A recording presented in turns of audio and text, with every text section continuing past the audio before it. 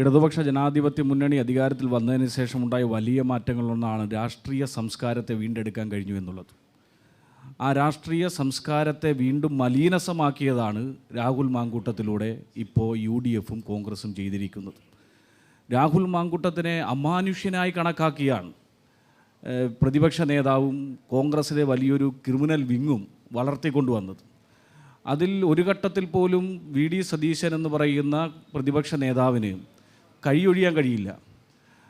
അദ്ദേഹമാണ് പല ഘട്ടങ്ങളിലായി പരാതി കിട്ടിയിട്ടും പരാതി രേഖാമൂലം കോൺഗ്രസിൻ്റെ സഹപ്രവർത്തകരുടെ മകൾ കൊടുത്തിട്ട് പോലും അത് പരിഗണിക്കാതെ അത് നിസ്സാരവൽക്കരിച്ച് വീണ്ടും ഈ ക്രിമിനൽ മെൻറ്റാലിറ്റിയുള്ള നമ്മുടെ നാടിനെ തന്നെ മലീനസമാക്കിയ ഒരു നേതാവിനെ വളർത്തിയെടുക്കുന്നതിൽ മുഖ്യ പങ്ക് വഹിച്ചത് കോൺഗ്രസ് നേതൃത്വമാണ്.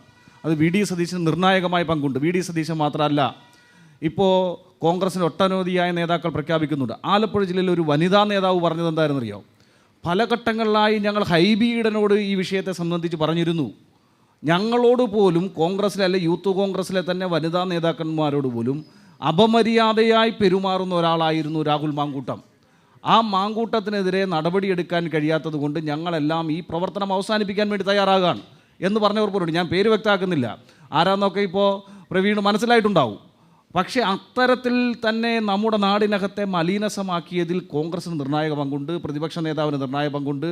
ഇപ്പോൾ കേരളത്തിന് പുറത്ത് ഒളിവിൽ താമസിക്കാൻ എല്ലാവിധമായ പങ്കും ചെയ്തു കൊടുക്കുന്നത് കോൺഗ്രസ്സാണ്, കർണാടകയിലെ കോൺഗ്രസ്. പക്ഷേ പ്രതിപക്ഷ നേതാവ് ഇപ്പോൾ ചോദിക്കുന്ന ഒരു പ്രധാനപ്പെട്ട ചോദ്യമല്ലേ, എന്തുകൊണ്ട് പോലീസ് ഇപ്പോൾ മുൻകൂർ ജാമ്യം തള്ളി, ആ ഹർജി തള്ളി, കോൺഗ്രസ് പാർട്ടി പുറത്താക്കി, എന്തുകൊണ്ട് പോലീസ് പിടികൂടുന്നില്ല രാഹുൽ മാങ്കൂട്ടത്തെ? ഇതാണ് പ്രതിപക്ഷ നേതാവ് ചോദിക്കുന്നത്.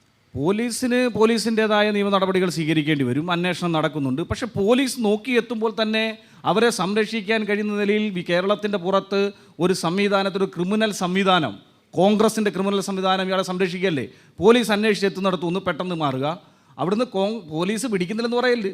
അയാളുടെ സന്തത സഹചാരി ഇപ്പോൾ പിടിച്ചു, ഡ്രൈവറെ പിടിച്ചു. അപ്പോൾ അവിടെ നിന്നെല്ലാം രക്ഷപ്പെടുത്തുന്നത് കോൺഗ്രസ്സാണ്. കർണാടക ഭരിക്കുന്നത് കോൺഗ്രസ് അല്ലേ? കോൺഗ്രസ് എങ്ങനെ കൈയൊഴിയാൻ കഴിയും? അപ്പോൾ കോൺഗ്രസ് നേതൃത്വമാണ് ഇതെല്ലാം സംരക്ഷിക്കുന്നത്, കോൺഗ്രസ് നേതൃത്വമാണ് മറുപടി പറയേണ്ടത്. അതുകൊണ്ട് പ്രതിപക്ഷ നേതാവിൽ നിന്ന് ഓടി ഒളിക്കാൻ കഴിയില്ല. പ്രതിപക്ഷ നേതാവാണ് ഇങ്ങനൊരു ക്രിമിനൽ വളർത്തിയെടുക്കുന്നതിൽ നിർണായക പങ്ക് വഹിച്ചത്. ശരി.